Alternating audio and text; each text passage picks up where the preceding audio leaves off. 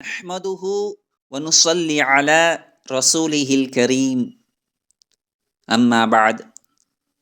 பேராசிரியர் பெருமானார் ஸல்லல்லாஹு அலைஹி வஸல்லம் அவர்களின் கற்பித்தல் முறை கோணம் 10.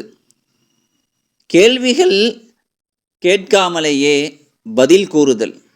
ஒரு சில நேரங்களில் சில வினாக்களுக்கு பதில் கூற நேரும்போது கேட்கப்படாத சில கேள்விகளுக்கும் சேர்த்து தாமாகவே பதில் கூறுதல் என்பது கற்பித்தல் முறையின் ஒரு முக்கிய அம்சமாக இது அமைகிறது. ஏதாவது ஒரு துறை சம்பந்தமான கேள்விகள் கேட்கப்படும் போது அந்த கேள்விகளுக்கான பதிலை கூறிவிட்டு அது சம்பந்தமாக மேலும் அவர்களுக்கு என்னென்ன சந்தேகங்கள் எழக்கூடும் என்று தாமாகவே ஒரு ஊகம் எடுத்து கேள்விகளை தயார் செய்து அதற்கான பதிலையும் சேர்த்து தயார் செய்து வைப்பதே சிறந்த ஆசிரியருக்கான ஒரு தகுதியாக நாம் எண்ணுகின்றோம். ஒன்று, மாணவர்கள் இன்னின்ன கேள்விகளை கேட்பார்கள் என்று ஆசிரியராக ஊகித்து கேள்விகளையும் அதற்கான பதில்களையும் முன்னதாகவே தயார் செய்து கொள்ள வேண்டும். இரண்டாவது, மாணவர்கள் அவ்வாறு கேள்விகள் கேட்காவிட்டாலும் கூட அந்த துணை கேள்விகளை ஆசிரியரே எழுப்பி அதற்கான பதிலை கூறுவதே மாணவர்களின் சந்தேகங்களை போக்கி முழுமையான விளக்கமளிப்பதை நாம் காண முடிகிறது. இதுவே முழுமையான ஒரு விளக்கமளிப்பதாய் அந்த பாட தர்தீப் அமைகிறது. பல சந்தர்ப்பங்களில் நபி ஸல்லல்லாஹு அலைஹி வஸல்லம் அவர்களின் அணுகுமுறையும் இவ்வாறு தான் இருந்தது என்பதை பின்வரும் ஹதீஸ்கள் நமக்கு தெளிவாக உணர்த்துகின்றது. உங்களில் ஒருவரிடம் அவர் மனதிற்குள் ஷைத்தான் வந்து இதை படைத்தவர் யார் என்று கேட்டுக்கொண்டே வந்து இறுதியில் உன் இறைவனை படைத்தவர் யார் என்று கேட்கிறான்.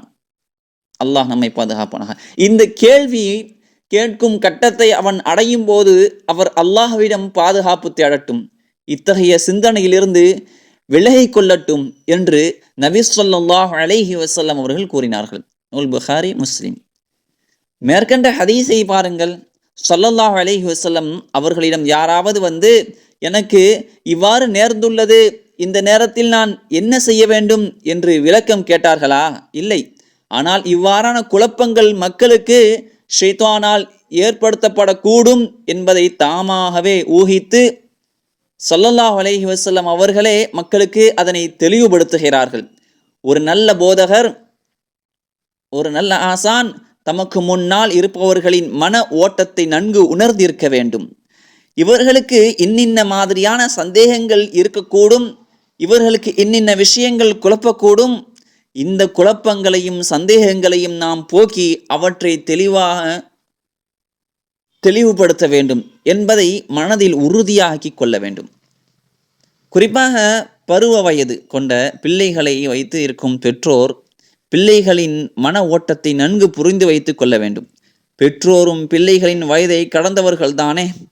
அவர்களுக்கு இந்த வயதில் ஏற்படக்கூடிய குழப்பங்கள், சந்தேகங்கள் ஆகியவற்றை அவர்கள் கேட்கும் முன்பே அழகிய முறையில் பக்குவமாக தெளிவுபடுத்தி அவர்களிடம் மனம் விட்டு பேசுவது, தவறான பாதையில் பக்கம் சுலபமாக அவர்கள் இழுக்கப்படாமல் இருக்க ஒரு பாதுகாப்பான அரணாக நிச்சயம் இந்த கலந்துரையாடல் அமையும்.